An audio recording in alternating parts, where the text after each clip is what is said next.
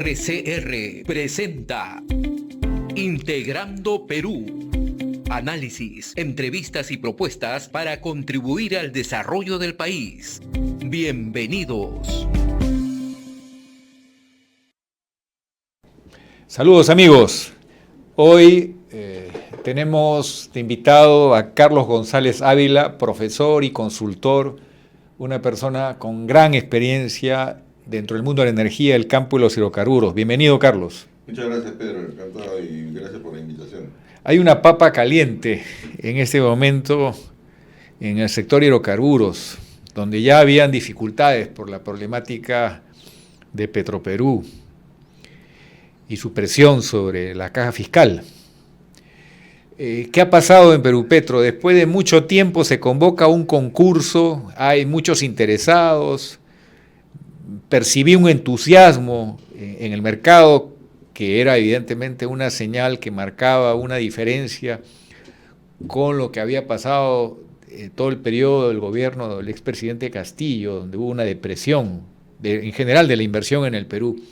Pero ¿qué está ocurriendo hoy que hay tanta preocupación? Bueno, la situación es sumamente complicada. Hoy día ha sido prácticamente una situación que se ha agravado el contexto de la industria por lo que acaba de pasar con la renuncia del presidente de Perú Petro, solicitada por el ministro. Nadie sabe cuál es la razón y el motivo concreto, serio, certero de por qué es que se le ha pedido la renuncia. O sea, la pregunta que uno se hace es qué cosa hizo mal para que le pidan la renuncia a José Mantilla, que venía haciendo las cosas bien. Hizo un proceso impecable, donde hubo 8 postores para un lote y 7 postores para otro, y ofertas, propuestas, de acuerdo a las bases, propuestas que han incluso excedido la expectativa que todos teníamos en esos lotes. En un lote se han ofrecido más de 600 pozos y en otro cerca de 300. Entonces, eso era evidentemente un éxito. Pueden haber algunas opiniones respecto a que esa propuesta no es muy técnica, que digamos, pero Perú Petro tiene bastante información técnica sobre esos 2 lotes como para poder determinar si esas propuestas son o no son válidas, ¿no? A ver, aquí lo importante es que ha habido unas reglas de juego muy claras. Las reglas han llevado a un ganador y ese ganador debe ser respetado, salvo que haya una razón valedera para suspender o anular este procedimiento. Pero el Estado peruano, a estas alturas del partido, del siglo XXI, con una constitución que garantiza la inversión privada, ir a decisiones sin un sustento y un fundamento es romper la seguridad jurídica. Totalmente, y además ya se otorgó la buena pro, y lo único que estaría pendiente ahora es la calificación económica. Pero ojo, estas empresas, las 15 propuestas que hubo, digamos, los 8 postores en un lote y 7 en otro, fueron habilitados por Perú Petro. Ganó, una de estas empresas ganó en los 2 lotes, y ahora el siguiente paso es la calificación. Lo importante que hay que tener en cuenta es que en las bases dice que para la calificación se considera el programa referencial que propuso Perú Petro, no el programa que propone el contratista para ganar el lote, sino el que propuso Perú Petro como base referencial. Entonces, eso es para el efecto de calificación. Eso no... para efecto de calificación, pero solo para efecto del contrato, ¿cuál es el programa que va? El que ofreció el contratista, 600 y tantos lotes, pozos y 200 y tantos pozos. Eso sí, y eso tiene que ser, esa es la razón por la cual la calificación también termina siendo ahora solo por el programa referencial, porque esos 600 pozos tienen que estar afianzados. Los 600 y los 200 y tantos tienen que estar afianzados. Además de esto, la calificación económica, que es finalmente lo que podría estar en estos momentos pendiente ya de Perú Petro, debe estar analizando bien eso. Para la calificación económica, el contratista tiene varias opciones. La primera opción es tener suficiente patrimonio. Vamos a suponer que no tiene suficiente patrimonio. El reglamento dice, en su defecto, tiene la opción de presentar un informe favorable a una calificadora de riesgos reconocida por la Superintendencia de Mercado de Valores. Entonces el contratista, si no tuviese suficiente patrimonio, puede ir a una calificadora y decir, ¿cómo hace un banco, ¿no? Para darte un crédito? Igual, se hace una proyección de los flujos futuros, se trae valor presente y se dice si tiene ingresos o tiene en valor presente, tiene suficiente solvencia y liquidez. Y tercera opción es el compromiso de poder de constituir un fideicomiso que respalde el programa de trabajo que se ha ofrecido. O sea, para la calificación económica no debería haber ningún inconveniente para el lote 1 y para el lote 6. Y lo que sí más bien debería hacer Perú Petro es acelerar la calificación económica para que el lote pase a manos del operador que va a hacer inversiones lo más antes posible y no tenga que esperar hasta octubre de este año que termina el contrato temporal de Petroperú. Contrato que, entre paréntesis, Petroperú recibió el lote 6 con más de 2.000 barriles y está en 1.600 barriles.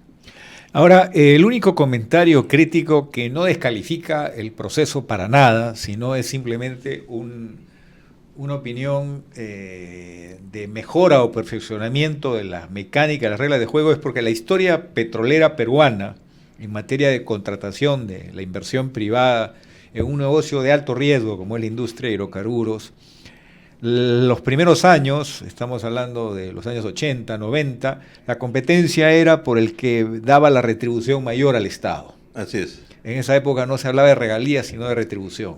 Así es. Después hubo un cambio y se dijo, no, lo importante es trabajos que acrediten una inversión y que acrediten búsqueda del recurso, porque el Perú necesita reservas. Entonces, ambos sistemas tienen una lógica, pero hay un límite que está en la economía de todo proyecto. No tiene sentido que un inversionista, cuando ya ha llegado al techo de lo que se llama el punto de equilibrio económico-financiero en relación al precio internacional del crudo, etcétera, pueda llegar un momento que diga, ya no es viable que siga haciendo más trabajos. Y ese es un escenario factible, pero eso no invalida para nada este proceso, sino más bien es un comentario en el ánimo de ir mejorando las reglas hacia adelante. ¿Qué opinas sobre esto? Totalmente de acuerdo con lo que tú has dicho en todo. Es más, yo he escuchado a José Mantilla en alguna oportunidad también manifestarse sobre la necesidad que hay de modificar los lineamientos que tiene Perú Petro internamente y modificar los reglamentos, el de calificación de empresas, por ejemplo. Ese reglamento de calificación de empresas permitió que se califique a Altamesa, por ejemplo, ¿no? Ese reglamento de calificación de empresas tiene más de una lectura que ha permitido, por ejemplo, que se califique a Petroperú en base a su patrimonio neto residual. Y yo te hago esta reflexión. El patrimonio es la diferencia entre activo y pasivo. Si tú analizas el activo de Petroperú, el 90-95% del activo de Petroperú es la refinería Talara. La pregunta es, ¿esa refinería, ese activo, por consiguiente, ese patrimonio neto residual, ¿se puede convertir en liquidez o se puede convertir en solvencia? No, porque tú no has comprado la refinería para venderla. Si tú tienes una tienda de autos, compras carros para vender carros. Esos carros que están todavía en almacén son activo, pero ese activo sí se puede convertir en liquidez, en efectivo, porque para eso lo has comprado, para venderlos. Pero la refinería Talara no la has comprado para venderla. Entonces, al momento de calcular el patrimonio de Petroperú, lo que debió hacerse siguiendo las reglas financieras, lo que debió hacer Perú Petro es restar el valor de la refinería porque no se puede convertir en líquido. Sacar el valor de la refinería. ¿Y cuánto le quedaba de patrimonio a Petroperú? 200 millones. Con eso no podía asumir ni el lote 1 ni el lote 6, mucho menos el lote 10. Eso es ¿por qué? Porque este reglamento mal hecho, mal escrito, que permite más de una lectura en determinados dispositivos, ese es el que ha permitido calificar mal a Petroperú y calificar a Altamesa.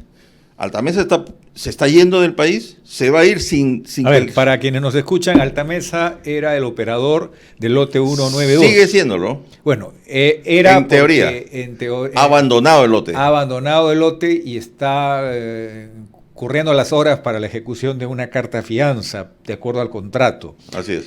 Pasamos al segundo tema, pero antes de pasar al segundo tema, ¿qué pasaría si no se respeta el debido proceso y se anula o suspende este contrato? ¿Cuál sería la lectura del mercado? Bueno, evidentemente, así como en Estados Unidos están recomendándole a todos sus turistas que no vengan al Perú porque esto es un país inseguro, va a suceder exactamente lo mismo con los inversionistas. No vayan al Perú porque es un país inseguro, no se respetan las reglas de juego. A la mitad del partido, pues no, después de terminado el partido son capaces de anular el partido. Porque acá lo único que se está pretendiendo, lo que yo sospecho, es anular el proceso. Y hay dos formas de anular el proceso. Uno es anularlo porque quieren anularlo a la así, prepotencia. Y la otra es no calificando a Altamesa, que sí califica, pero no calificando, a La Ponderosa. Yo escuché decir alguna oportunidad, algún opinólogo por ahí decir, ¿cómo es posible que se haya calificado a dos inmobiliarias? Empresas que supuestamente no son del rubro. Que no son petroleras, que no tienen experiencia. Oye. Pero es personas que no conocen el reglamento. Exacto. Sí. Lo que no puede faltar en un consorcio es la calificación técnica de alguno de los socios. Que tienes que tener un grupo humano con trayectoria y capacidad técnica acreditada. Claro. Lo que sí puede haber son socios que puede ser una minera, una pesquera, un banco, una cadena de hoteles o una inmobiliaria. O una persona con muchos recursos. Yo escribí una vez un artículo en un diario que decía, ¿qué pasa si viene Bill Gates con $5.000 millones y dice quiero un lote? Perú Petro va a decirle, no calificas porque no tienes experiencia. No, yo voy a contratar a Pedro Gami, voy a contratar a Pedro Chira, voy a contratar a todos los Pedros que puedas contratar y con eso tengo asegurada la eficiencia, la capacidad técnica de la empresa. Pero además de eso, tienes tú la posibilidad de acreditar capacidad técnica contratando una ESIP. Una ESIP es una empresa de servicios integrales petroleros. Eso está en el reglamento, también este reglamento, que yo he cuestionado desde que salió, desde el 2021. Este es un reglamento que sale con el gobierno de Castillo y que ha permitido estas calificaciones mal hechas. Pero lo que sí quiero que queden claro, el procedimiento, todo el proceso del lote 1 y del lote 6 se ha hecho de acuerdo no solo al reglamento, sino de acuerdo al reglamento, a los lineamientos y de acuerdo a la ley.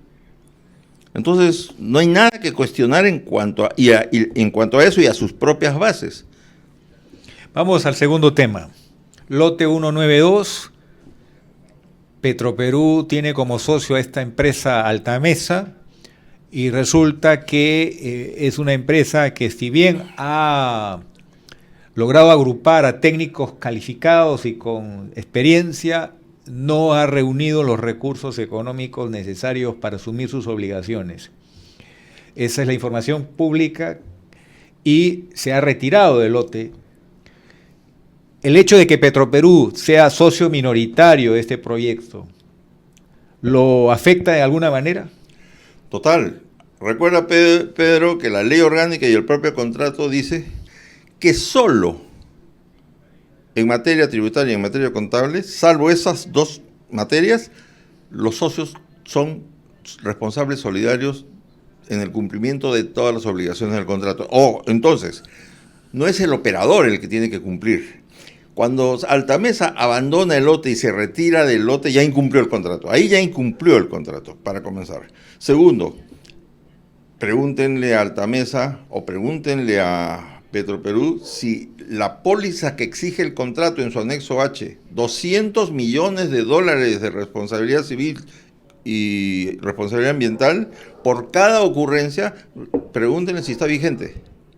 Si no está vigente, también se aplica la cláusula 22, terminación del contrato. Y en este momento, por responsabilidad solidaria, Petroperú debe cubrir esa póliza de $200 millones. Ahora, y si no la cumple, está incumpliendo el contrato porque él es responsable solidario. Pero Petroperú es una empresa estatal. Así es. Tiene restricciones que no tiene una empresa privada. Así es, correcto.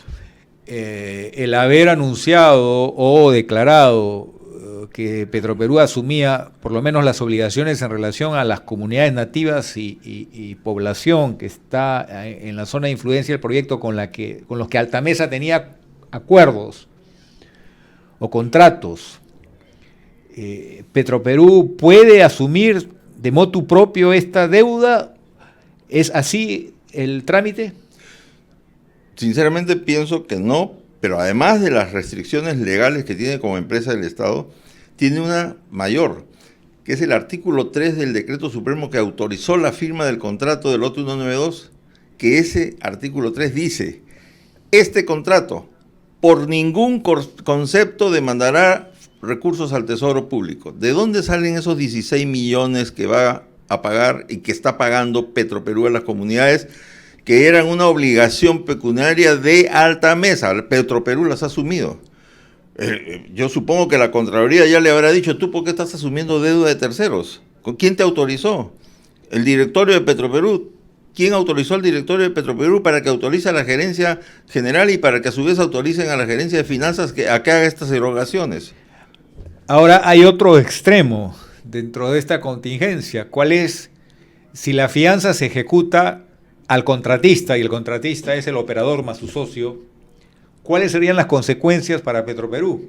Ahí hay dos. Primero, que Petroperú tendría que pagar los 20 y tantos millones de dólares, porque la fianza es 43 millones de dólares, 61% de Altamesa y 39% de Petroperú, algo cerca de 20 millones. Primero que tiene que pagar Petroperú y por consiguiente Petroperú perder el stand-by, la contragarantía que está respaldando la fianza de la parte de Petroperú. ¿Por qué? Porque Petro tendría que ejecutar la fianza total. La fianza de Altamesa más la fianza de Petroperú. Porque lo que dice la fianza es: esta fianza garantiza el cumplimiento de las obligaciones establecidas en el capítulo 4 por parte del contratista. Es decir, Petroperú tendría que asumir la cuenta, pero también habría otra sanción. No, sí, inhabilitado 3 años para firmar contratos. Con lo que cualquier posibilidad de nuevos contratos se vería temporalmente... 3 años, inhabilitado 3 años. ¿Inhabilitado para ser operador o para cualquier modalidad? Para firmar modalidad? Contratos. No puede participar en procesos de convocatoria, ni puede negociar directamente contratos por 3 años por haber incumplido un contrato. Y ese es un problema grande para Petroperú. Es grande y es serio, porque Petroperú estaría incumpliendo, porque el incumplidor es el contratista, no es una de las partes del contratista, es el contratista, es un todo, por la responsabilidad solidaria además, ¿no? Entonces Petroperú sería calificado como un incumplidor y no podría firmar contratos por 3 años con Perú Petro. Entonces estamos frente a hechos que son contingencias que definitivamente estarían llegando a un nivel crítico la política petrolera del Perú. Mira, yo siempre he dicho que desde la última vez que se hizo algo para promover la inversión en el Perú se hizo en el año 2013. Desde el año 2003 no se ha hecho ni a nivel del Ejecutivo ni al nivel del Legislativo grandes cambios. Pero los últimos 4 años han sido sí realmente fatales, ¿no? Desde el año 2001, cuando hubo el cambio de gobierno, a la fecha, lo único que hemos hecho es caer y caer hasta llegar a la situación en la que nos estamos encontrando ahora. Tenemos, Pedro, solo 5 contratos de exploración. 3 de ellos en el mar, que son de Anadarko, a los que se le pone 1000 peros, reparos, acciones de amparo y etcétera para que no hagan operaciones. Uno en la selva y uno en el norte. No tenemos más contratos de exploración. A ver, la exploración es la búsqueda del recurso. La economía peruana depende 72% de los hidrocarburos.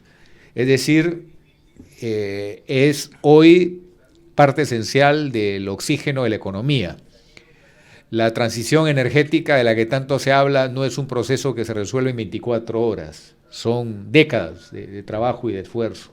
Entonces, el Perú en este momento depende de la importación de derivados del petróleo y crudo.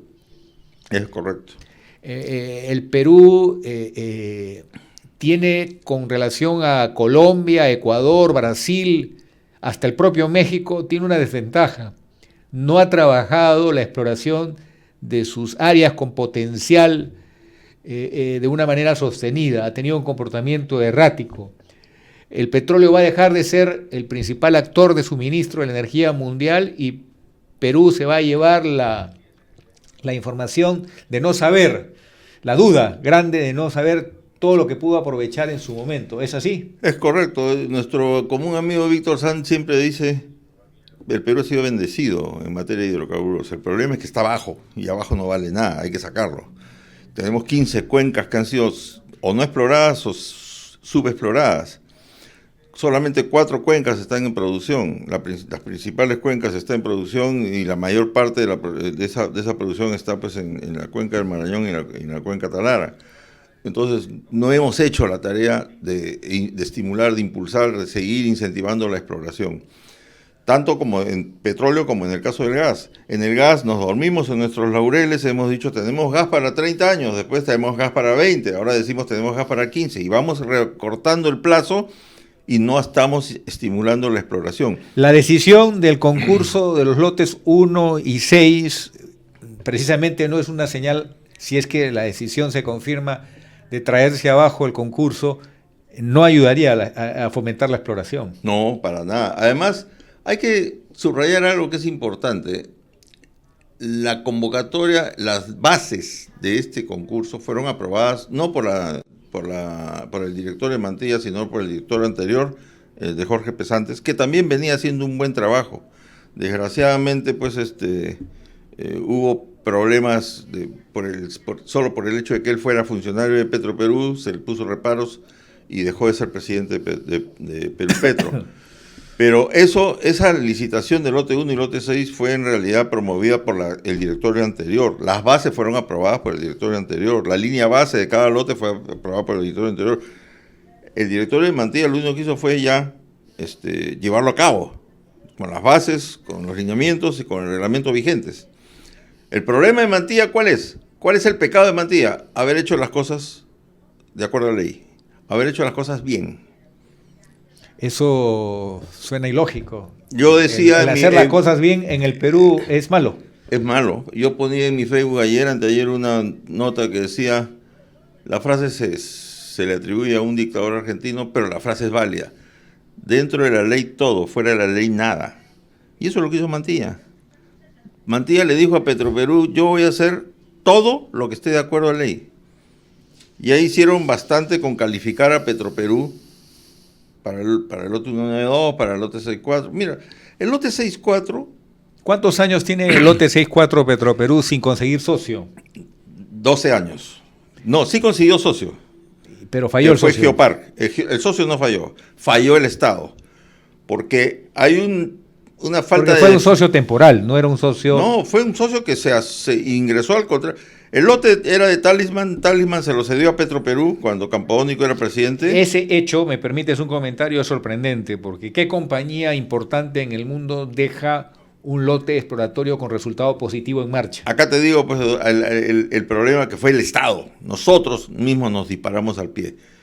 Falta la indefinición política. Perú Petro le entrega el lote a Petroperú. Petroperú se asocia, consigue el socio Geopark. Viene Geopark, y desde que estuvo Geopark, el Ministerio del Ambiente y el Ministerio de Cultura han promovido la tesis y siguen con la tesis de que ese lote necesita consulta previa.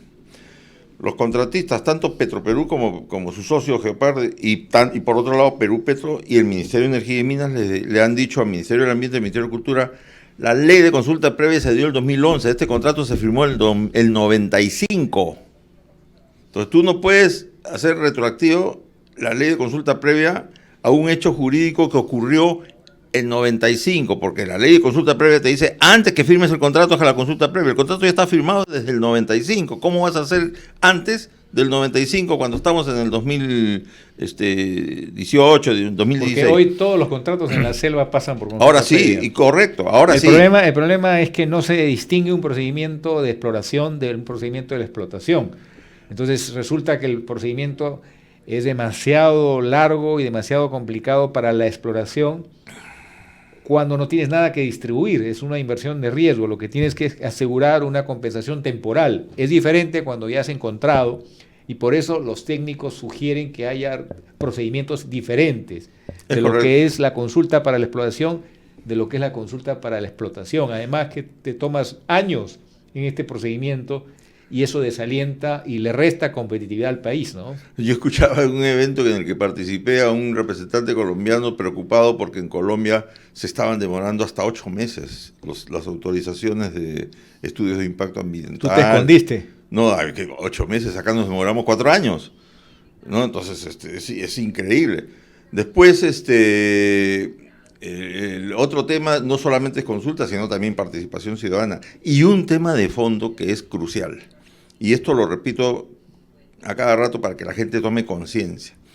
Hay 2 tipos de antiextractivistas en el Perú y en el mundo en general. El antiextractivista, que es el conservacionista, el ecologista, el que es auténtico y al que se le puede explicar pues que ahora la sísmica ya no es como era hace 50 años, que ahora la actividad petrolera ya no es como antes 50 años. Creo que la principal diferencia... Ya no se bota el agua salada de formación a las quebradas. El agua del subsuelo, que es una agua contaminada, que viene con el petróleo, en un campo nuevo es 5%, en un campo viejo es 95%. Claro. Ya esa agua de formación no se arroja en la superficie. No se arroja a las quebradas y se inyecta al reservorio. Tampoco se hace un tratamiento químico como en algún momento se hizo para reducir sus impactos negativos. No, ahora se reinyecta al subsuelo. Esa norma que para mí fue muy importante y que tuve yo participación directa en la aprobación de esa norma, para mí es un punto de quiebre porque la principal causa de contaminación se corrigió. Se corrigió, correcto. Entonces, mira, esos antiextractivistas se les puede explicar todo esto, cómo ha cambiado, cómo ha evolucionado y pueden llegar a entender de que se puede hacer actividad petrolera en forma amigable con el conservacionismo de la flora, la fauna, etc. Pero hay otro tipo de antiextractivista que usa el discurso de la conservación de la especie, de la flora, de la fauna, de la biomasa marina, etc. La ruta de la droga por donde sale. La droga en el Perú no sale solo por alerta aeropuerto que agarran a un pasajero con 2 kilos.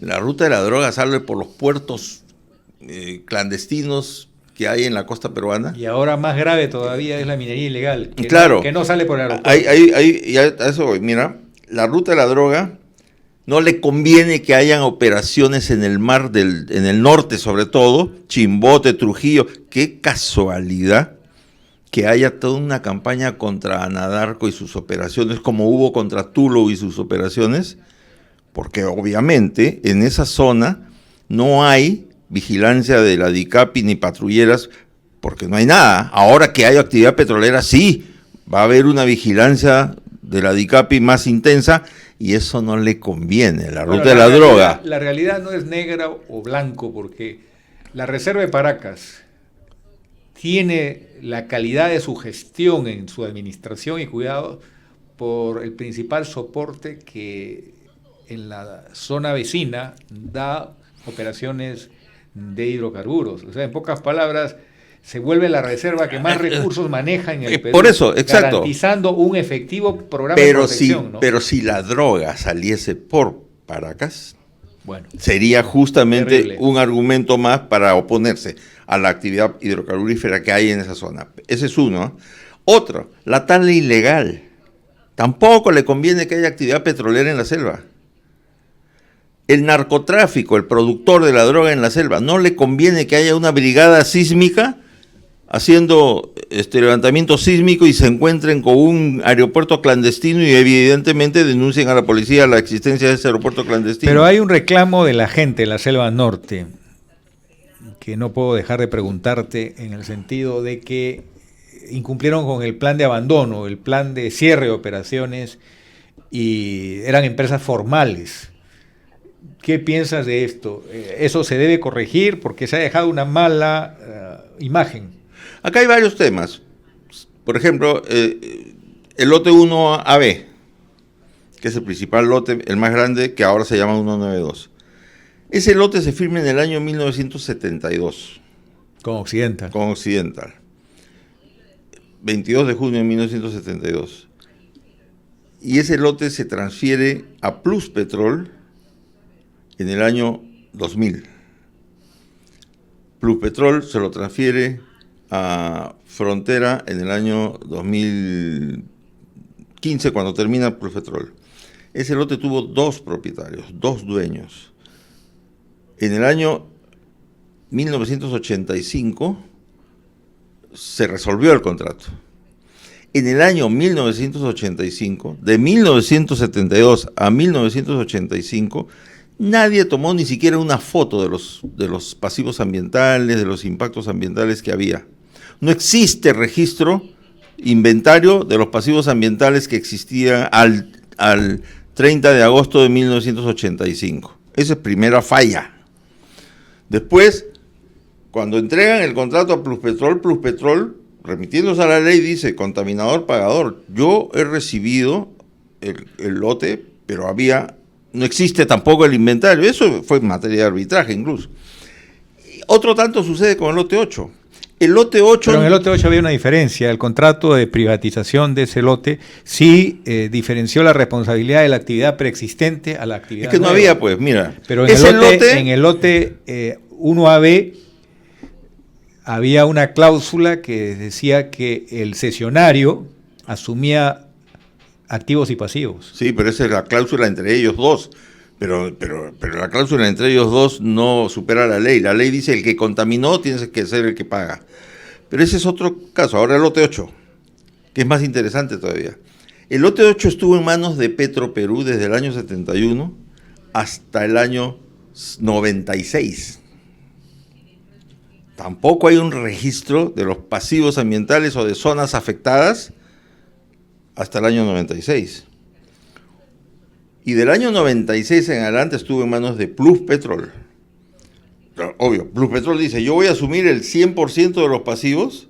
¿Sabes cuál es mi lectura del tema? Con todas esas fallas y omisiones que hemos tenido, por lo menos se debió honrar la palabra en lo que reconocía el operador o contratista como su obligación, y no lo hizo. No. Creo que ahí hay una falla. Y también hay un arbitraje. Eso es finalmente el fin de la historia, lo que dijo finalmente el arbitraje. Para eso son los arbitrajes. No te doy la razón, no me des la razón, que un tercero lo resuelva. Vamos a un break, amigos, y volvemos rápidamente para hablar de Petroperú. Continuamos con Integrando Perú. En momentos críticos para nuestro país, problemas serios de seguridad, fuga de talentos, políticos en los que no creemos porque nos mienten y nos mienten, es necesario un momento de reflexión. Es necesario que no solamente lo emocional defina un voto en el que se juega nuestro país y nuestro destino. Es importante estar informados. Por eso aquí está Integrando Perú. Somos el país de todas las sangres. Eso nos puede hacer exitosos y muy especiales en el mundo.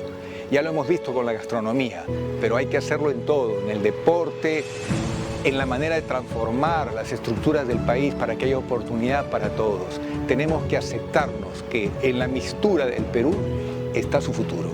Los esperamos todos los miércoles a las 8 de la noche y si no pudieron por X razones, en cualquier momento pueden entrar a internet y ver el programa y ser parte de Integrando Perú.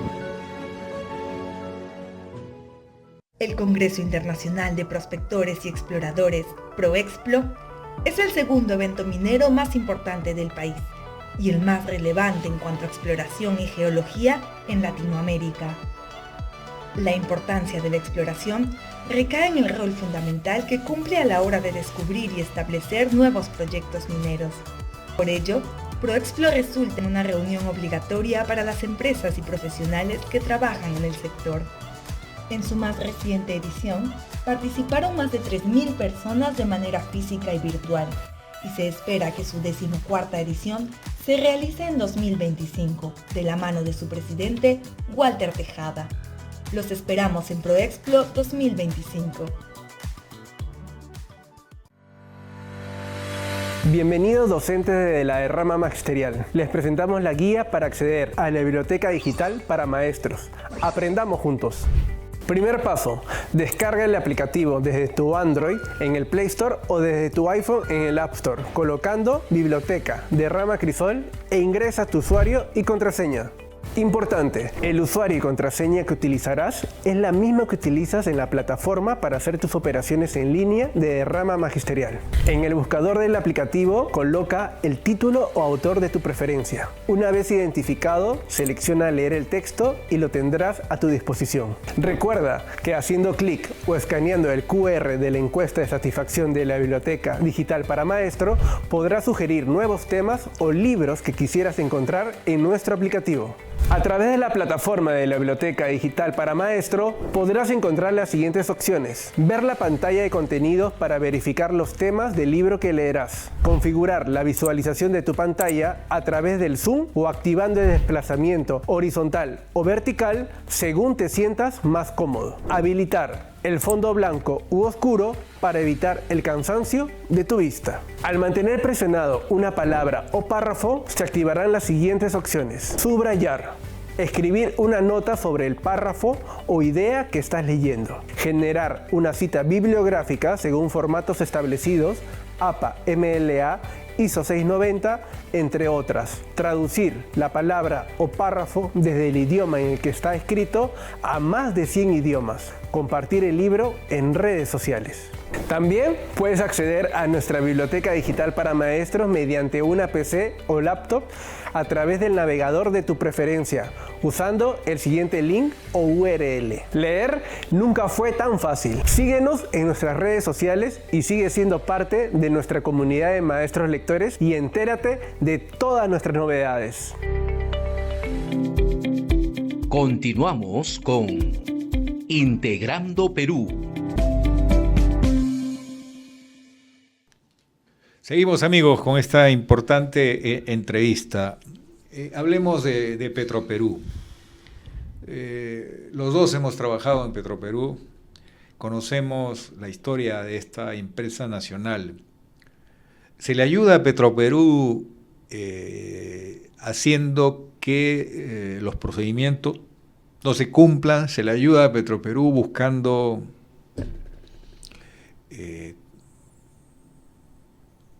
sacarlo de la situación crítica, no de la mejor manera. Al contrario, flaco favor que se le hace, porque cuando las cosas se hacen transgrediendo la ley, los reglamentos y hasta la propia Constitución, son decisiones que están predestinadas a corregirse en corto plazo. Y lo que están haciendo con Petroperú ahora, las decisiones que se están tomando ahora, las que están colisionando con las normas, reglamentos y, repito, hasta con la propia Constitución, van a ser desbaratadas en agosto del 2026, cuando entre un nuevo gobierno.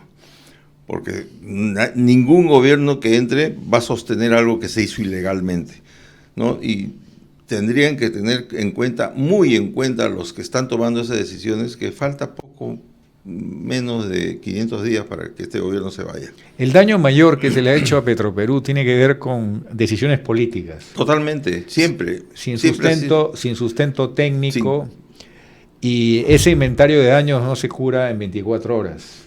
Es un proceso que también implica recuperar cuadros técnicos, tener socios estratégicos de primer nivel, adoptar las mejores prácticas de la industria. Todo eso tiene que ver con una hoja de ruta. ¿Tú ves ese camino perfilado aquí? No, en este momento no. Mira, tú y yo, en la época que nosotros trabajamos en Petroperú, tú recordarás que la gerencia de exploración-producción de Petroperú ocupaba 2 pisos, el sótano, laboratorios en el sótano. Éramos, pues, contando la gente de operaciones Selva, operaciones Talara, Noroeste y sede principal, éramos 300 personas fácilmente en la gerencia de exploración-producción. Era la principal gerencia de Petroperú. En estos momentos la gerencia de exploración-producción de Petroperú serán pues 20 personas. Con 20 personas vas a manejar tus lotes petroleros, todo el upstream. Eso es por un lado. Por otro, la teoría famosa esta de que yo voy a tener lotes petroleros y la ganancia de ese lote petrolero me va a permitir trasladarlo al precio de los combustibles. Eso es una mentira. Porque vamos a suponer que tú tienes un lote petrolero que te genera utilidades. Correcto. Esa utilidad te sirve para trasladarla al precio de los combustibles. Muy bien, rebaja el precio de los combustibles. ¿Cuánto vas a afectar el mercado ahora que tienes 27% del mercado? Bueno, pero trasládalo al precio de los combustibles y la gente va a buscar los grifos de Petroperú porque ahí has llevado esa utilidad del pozo petrolero, lo has llevado al grifo, ya. Pero lo que hace cualquier empresa petrolera es que de su utilidad separa para reinvertir en el propio lote para que la producción no decline 15 o 20%, sino decline 6 o 7%, para que el lote siga produciendo al ritmo que viene produciendo con la declinación natural y evitar que se precipite esa declinación. Entonces ya tienes dos objetivos para la utilidad supuesta, o lo trasladas al precio de los combustibles o reinviertes en el lote. Pero hay un tercer uso de esa utilidad. Vas a tener que compensar la pérdida que tienes en la empresa.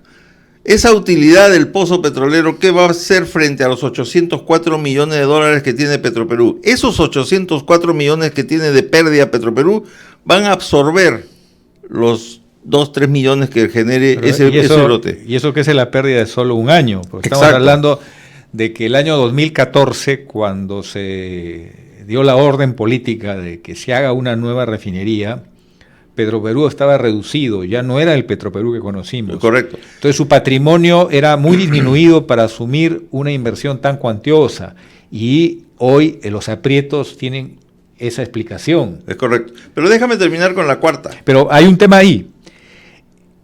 No podrás negar que la integración vertical es una ventaja para la industria, porque los márgenes de ingreso que te da el upstream, la cabeza de la industria, que es el producir petróleo o gas natural, es una ventaja mayor que la más eficiente refinería.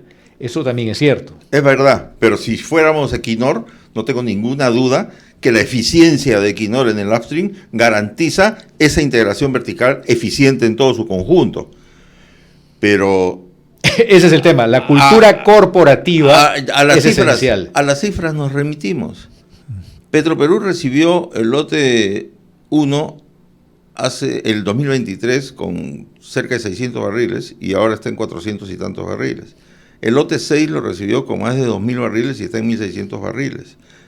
Entonces no me digan con que eso es eficiente y se está manteniendo y está teniendo la producción. En palabras sencillas, necesitamos que Petroperú tenga personal técnico muy calificado y que, como ocurre con la Empresa Nacional de Hidrocarburos de Chile o la Empresa Nacional de Hidrocarburos de Colombia, no estén manoseados por política de turno, ¿no? Totalmente de acuerdo. Y eso es desgraciadamente el karma que ha tenido Petroperú en su... Pero tú estás de acuerdo con el otro escenario extremo de que desaparezca Petroperú. No, tampoco. Nosotros necesitamos un Petroperú, necesitamos una empresa. Yo estoy orgulloso de haber trabajado casi 20 años en Petroperú, en exploración, producción y toda mi vida en contratación petrolera. He tenido la suerte de aprender de jefes como Alberto Pascofón, Renato Calderón, Arturo Tresierra, Fernando Zúñiga Rivero, Fernando Barandiarán. Fernando Barandiarán, Víctor Sanz, pero esos pues no se han clonado y no los hemos reeditado. Entonces, y en la cantidad y calidad que teníamos antes. O sea, si yo tuviera la posibilidad de clonar a Pedro Tucet y hacer 5 Pedro Tucet en este momento en Petroperú, ya estaría tranquilo. Además hay que dar testimonio que el Perú exportó talento humano, profesionales de la industria, a Medio Oriente y también a Venezuela. O sea, eso no se ha vuelto a repetir. El Perú ha perdido muchísima competitividad en la industria y en general. Tenemos una fuga de talentos que hoy nos hace daño. Y cuando tienes la posibilidad de que esos talentos regresen, se reanimen para volver a seguir en la industria, como en el caso, por ejemplo, como el caso de la Ponderosa, lo que estuvimos en el acto de su apertura del sobre número 2, vimos a los ingenieros de la Ponderosa. Tú has trabajado en Repsol y yo soy asesor de Repsol. Ahí había gente como Cercén, como Marco Vázquez, Jorge Carrera, que están ahora en la Ponderosa. Humberto Eduardo, Francisco Vegas, o sea, ¿quién puede dudar de la calidad técnica de esa gente? Solamente pues un biólogo que trabaja lejos de la industria petrolera, pero los que estamos en la industria petrolera, los que somos parte de la industria petrolera, no vamos a tener la audacia y la irresponsabilidad de decir que la Ponderosa no tiene capacidad técnica. Carlos, ¿dónde está la miopía? ¿Dónde está la ceguera? ¿Dónde está la incapacidad de darse cuenta cuál es la fórmula correcta de hacer que un país salga adelante? Hablando del campo específico de la industria, de la energía y los hidrocarburos, ¿por qué no se hace lo que el sentido común aconseja? Mira, yo siempre digo, cada 5 años, nunca hemos tenido un congreso tan malo como este y siempre el siguiente es peor. No tenemos un congreso y mucho menos una comisión de energía y minas que se haya realmente interesado en la industria petrolera.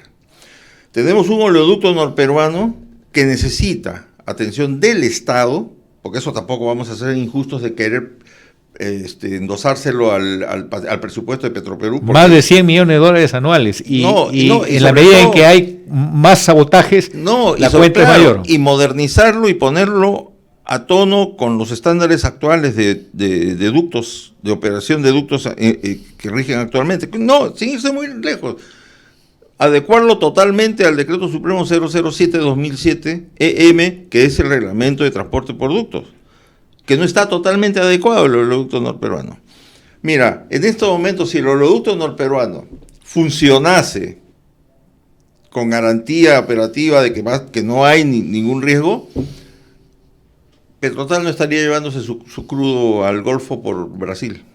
A un costo mayor. Y a un costo mayor. El ideal de cualquier operador petrolero es vender su crudo a la refinería que esté más cerca por el netback, por el descuento que le significa transportarlo muy lejos. Bueno, pues el problema está que el oleoducto que tenemos no tiene la garantía de operatividad sostenida porque está fuera de operación por culpa de los sabotajes o porque sale fuera de operación por culpa de 40 años con falta de modernización más que de mantenimiento. Entonces, eso no es culpa y por otro lado, es otro tema, que ¿por qué no hay más producción? No puede ser posible, Pedro, que tengamos todavía lotes petroleros en el Perú. En la selva, 18, 23%, 25% de regalías, en la selva. Y en la costa hay lotes que pagan 50% de regalías. Eso es de locos, ¿no? Y tenemos una ley de canon, mala ley de canon, que dice que el canon de petróleo equivale al 18.75% del valor de la producción, y eso hace que Perú Petro le ponga a los contratistas en algunos contratos, dice, por ningún motivo tu regalía va a ser menor al 20% del valor de la producción. Pero hay otro drama que acompaña este proceso. Estoy haciendo un seguimiento de todos los documentos testimoniales que permitan a un grupo de trabajo evaluar cuál ha sido la bonanza, el beneficio que el canon generó en Loreto. Y es triste la noticia. Antes que el canon minero, el canon petrolero le permitió a las regiones, caso de Piura, caso de Loreto, disponer de recursos que nunca antes tuvieron, pero muy mal gestionados, muy mal usados.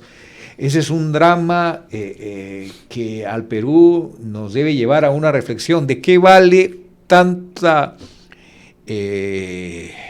expresión de querer adherirnos a la OCDE si es puro maquillaje, si no estamos realmente haciendo de la gestión país los valores y la forma de trabajo que garanticen transparencia y buenos resultados. Nos engañamos a nosotros mismos y nos disparamos a los pies. Totalmente, mira, otra sería la actitud de los stakeholders, de los directamente involucrados en la actividad petrolera, comunidades nativas, comunidades pobladores, maricultores, pescadores, si vieran que gracias al canon, por ejemplo, los pescadores, la actitud de los pescadores frente a la actividad petrolera no sería de resistencia y de oposición, si es que él tuviese la evidencia de que gracias al canon tiene plantas de refrigeración, vías de acceso, terminales pesqueros, pero no tiene nada de eso, no le llega, pues el canon se queda hablando en de el eso, camino. ¿Tú consideras que esta reforma del canon también tiene que ver con entregarle el dinero directamente a las comunidades o seguiría la tercera opción, que quizás es la menos difundida, de que sea beneficiado el gobierno local, beneficiada la comunidad, pero con un peso para ambos actores que ahora no están articulados, pero con la prioridad de medios como puede ser fideicomisos, convocatoria a los mejores técnicos,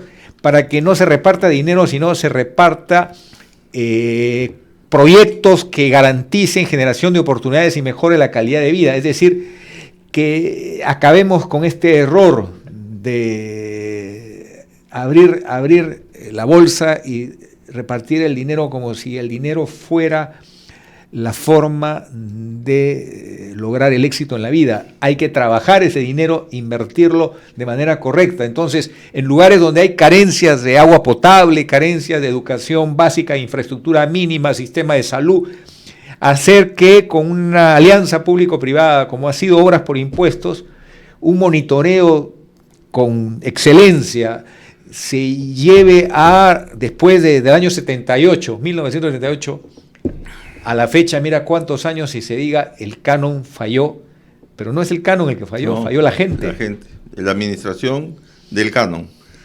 Lo del fideicomiso... O sea, ¿estarías de acuerdo con esa reforma? Es más, a mí me tocó sustentar un proyecto que hizo uno de los gremios petroleros que se llamó Fideicomiso Indígena. Un proyecto en el que trabajamos un grupo de gente y lo llevamos incluso hasta Economía y Finanzas, pero desgraciadamente no prosperó. Y el Fideicomiso Indígena tenía ese propósito, que se cree un fondo, y de ese fondo, que iba a irse retroalimentando con los ingresos de la renta petrolera, de ese fondo iba a ir saliendo, pero era directamente para las comunidades, porque como tú bien sabes, el canon durante muchos años se quedaba en Talara o se quedaba en Iquitos, pero no llegaba a los stakeholders directos, no llegaba a las comunidades, no llegaba a los pescadores. Entonces ellos sabían, pues, por las publicaciones oficiales, que habían recibido 100, 200 millones de canon, pero ellos no la veían.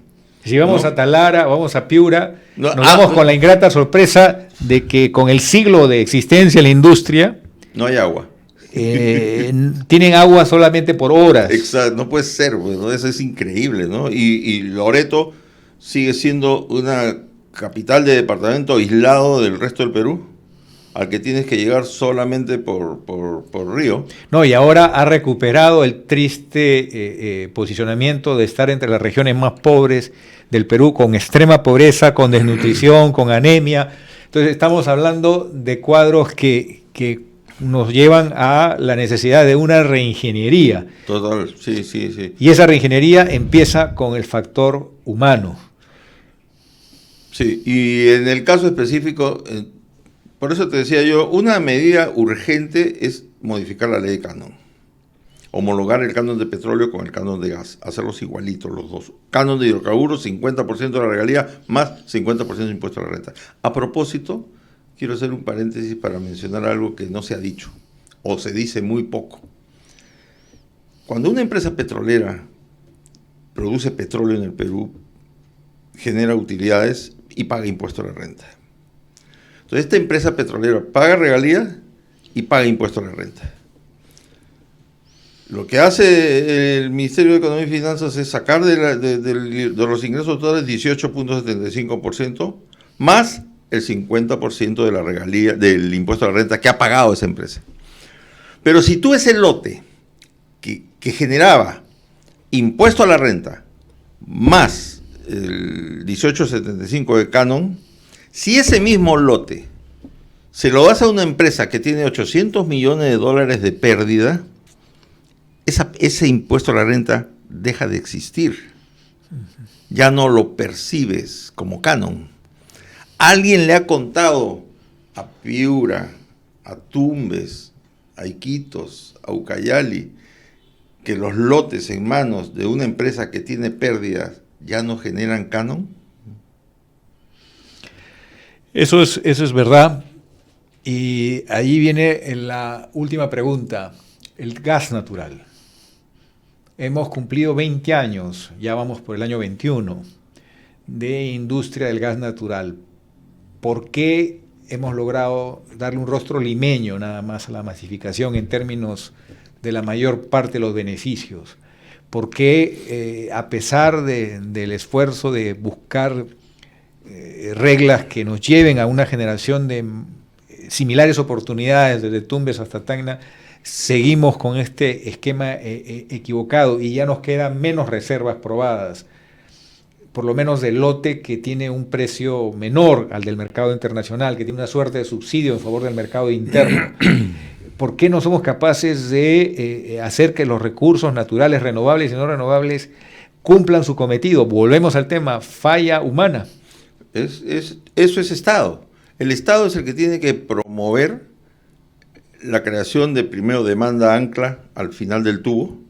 Tú sabes perfectamente que si tú encuentras petróleo en la selva, si encuentras petróleo y encuentras, vamos a decir, 200 millones de barriles, justificas un ramal hasta el oleoducto norperuano. Si encuentras 2.000 millones de barriles, justificas un nuevo oleoducto hasta la costa. Pero sabes que al final de ese tubo alguien te lo va a comprar de todas maneras porque es petróleo. En el caso del gas, no. En el caso del gas, si tú encuentras gas, aun cuando encuentres la joya de la abuela, si no tienes un comprador al final del tubo, ese gas no es reserva, es recurso, nada más.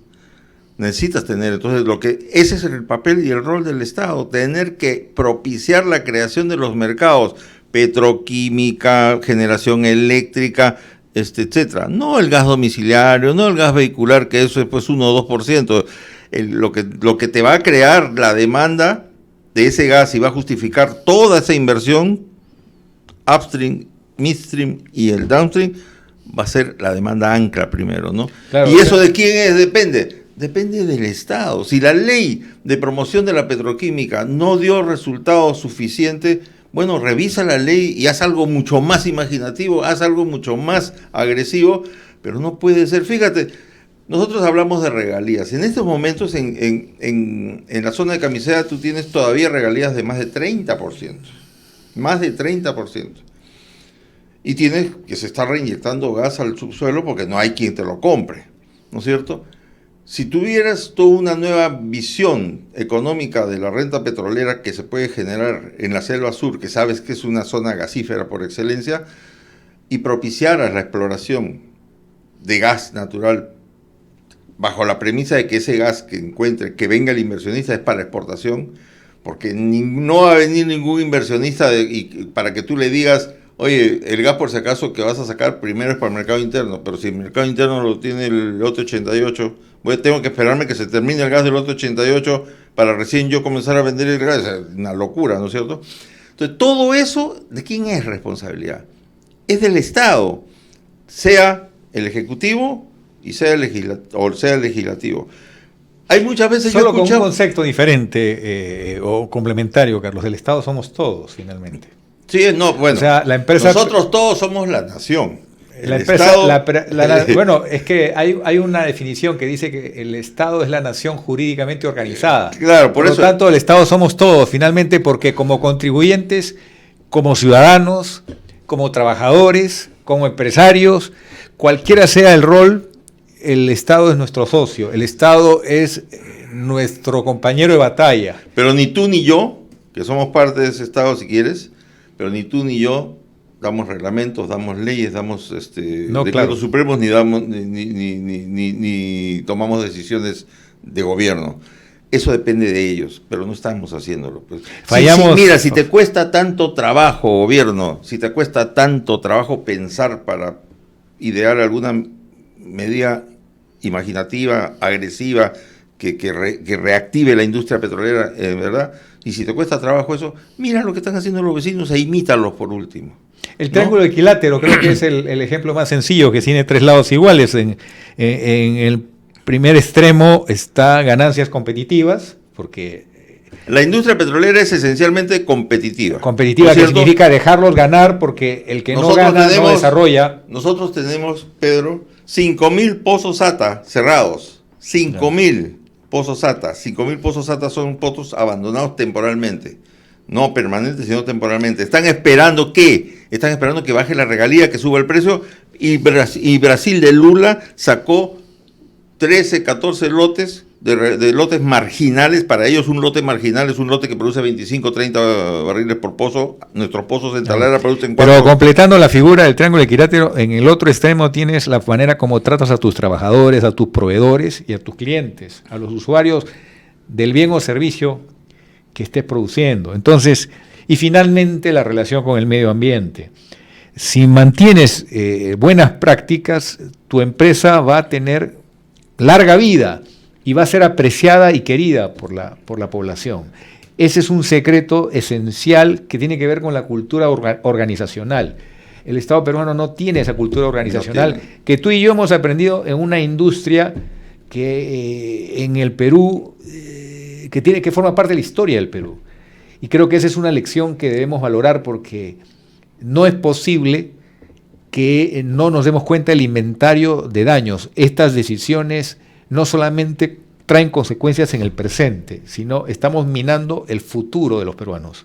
Totalmente, y son desaguisados uno tras otro, que solamente están sembrando minas que van a reventar entre 1 año, 2 años, 5 años, por las malas decisiones que se están tomando hoy día. Estos últimos 4 años han sido nefastos para la industria petrolera.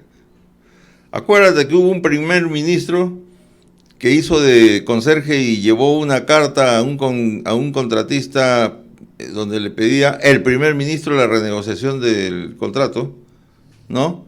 Y pasando por encima de la ley orgánica de hidrocarburos, olvidándose que el único que puede renegociar un contrato es Perú Petro, no la PCM ni nadie.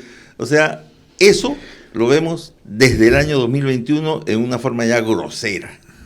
¿Hemos tenido errores? Sí. Cuando hicimos las competencias, yo digo hicimos porque acaso lo mejor es hablar en plural, primera persona en plural.